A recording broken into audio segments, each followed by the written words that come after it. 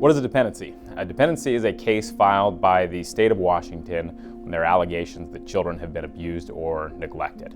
There are 4 stages to a dependency case. The first stage is the shelter care hearing, second is the fact finding, third is a disposition, and fourth is the review status of the case.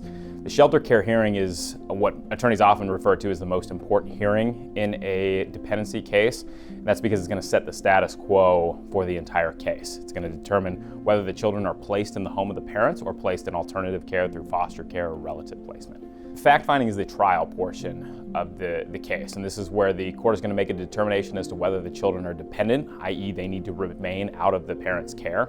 The court is going to order services, the court is going to order the department to do certain things, and the disposition phase is really the phase where the orders of the dependency trial are implemented. The court describes the services, whether those are evaluations, the nature of the contact between the parents and the children, whether that's supervised contact, whether that contact is going to occur in the home or outside of the home. The court is going to order the department to do certain things, ensure that the parents have access to the services that are ordered by the court. The final phase is the review phase. Depending on which court you're in Western Washington, the court is going to set review hearings between every 3 and 6 months, and this is going to determine the parent's progress through the services that were ordered by the court. It's going to determine when and whether residential contact should be expanded and whether the case needs to be dismissed and the children returned home. Ultimately, the goal of a dependency is reunification of the family.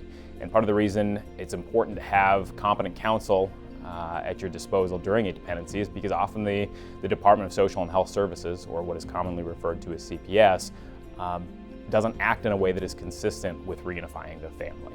And I tell clients often that a dependency case can be one of the worst forums to be involved in as a litigant because a lot of the protections that you have in other court environments are not available. At a shelter care hearing, the rules of evidence don't apply. The standard is very low. It's a reasonable basis for out-of-home placement. There are a number of reasons why competent counsel is important in a dependency case.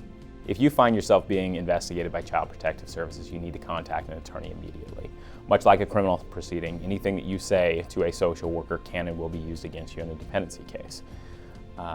Typically, your first interaction with a social worker is going to be in an investigatory fashion, coming to your home to speak with you, going to your child's school to speak with them, sometimes with your knowledge and consent, sometimes without, or in the context of an FTDM, which is a family team decision meeting where the department is making decisions, often without a lot of consideration to your input about where your children are going to be pending a voluntary placement agreement or the filing of a dependency case. And it is vital that you have competent counsel with you at those stages of the case.